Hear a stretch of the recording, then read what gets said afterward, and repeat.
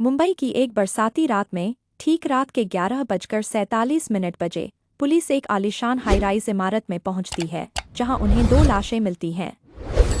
Apartment के अंदर सफल आर्किटेक्ट आरव मल्होत्रा फर्श पर मृत पड़ा है।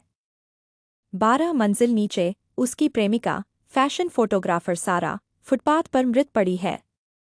आने वाले अधिकारियों के लिए यह दृश्य एक दुखद प्रेमी के झगड़े का संकेत देता है। नक्शा एक हिंसक बहस की ओर इशारा करता है जो हत्या में समाप्त हुई, जिसके तुरंत बाद बालकनी से छलांग लगा दी गई। भौतिक साक्ष्य इस सिद्धांत का समर्थन करते हैं। जासूसों को सारा का स्कार्फ मिलता है जो हत्या के हथियार के ठीक बगल में फेंका गया था, और कोरोनर आरव के नाखूनों के नीचे से उसकी त्वचा के अंश निकालता है। कागज पर हर भौतिक सुराग सारा की ओर इशारा करता है। फोरेंसिक जांच इस मामले में एक ही और स्पष्ट रूप से निर्विवाद संदिग्ध को छोड़ती है। यह निष्कर्ष तब तक बना रहता है जब तक कि अपार्टमेंट के बैकग्राउंड विवरणों की एक नियमित फोरेंसिक समीक्षा एक ऐसा विवरण नहीं पकड़ लेती जो पूरी समयरेखा को ही बदल देता है। जांचकर्ताओं को एक दर्पण के कोने में एक विसंगति दिखाई देती है। यह मौत के समय अपार्टमेंट की परछाइयों में खड़े एक तीसरे व्यक्ति का प्रतिबिंब है। पुलिस इस आकृति की पहचान कबीर के रूप में करती है, जो कॉलेज के दिनों से आरव का सबसे अच्छा दोस्त है, एक ऐसा व्यक्ति जो शुरुआती अपराध स्थल की रिपोर्टों में कहीं भी दिखाई नहीं देता।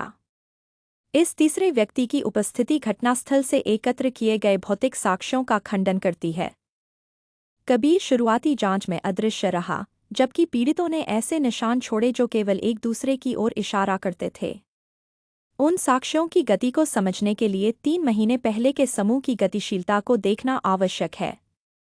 आरव और सारा एक जोड़ा है, जबकि कबीर एक हानिरहित और निस्वार्थ सबसे अच्छे दोस्त के रूप में काम करता है।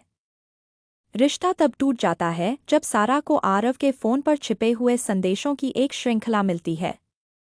आरव की बेवफाई उजागर हो जाती है और जिम्मेदारी लेने से उसका इनकार सारा को भावनात्मक रूप से तोड़ देता है।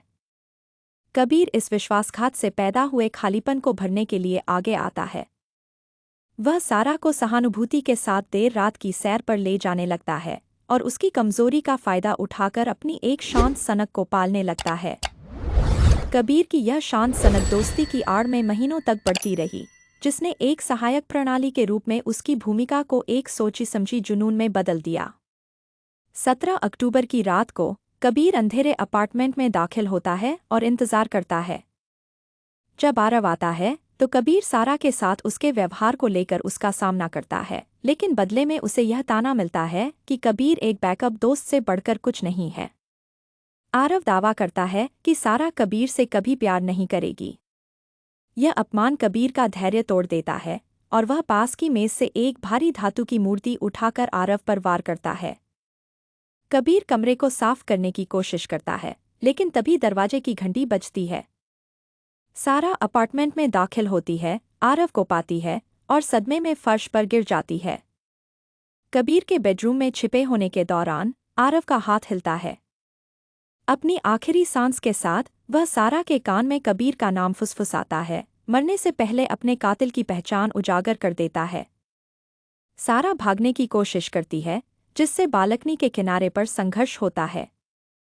आरव के नाखूनों के नीचे त्वचा के निशान और गिरा हुआ स्कार्फ इसी आखिरी जीवनमरण के संघर्ष से आए थे। गिरने से पहले सारा कबीर से लड़ी थी, अनजाने में वही सबूत पैदा कर दिए जो बाद में उसके अपने दोष की ओर इशारा करेंगे। घटनास्थल पर मौजूद सबूतों ने नियंत्रण खोते हुए एक व्यक्ति की घबराहट को दर्शाया। जो अपराध का एक बंद लूप लग रहा था, वह वास्तव में कबीर के जुनून का भौतिक रिकॉर्ड था जो एक दोहरी हत्या में बदल गया। 2 दिन बाद इंस्पेक्टर राघव कबीर से पूछताछ करते हैं। कबीर शांत रहता है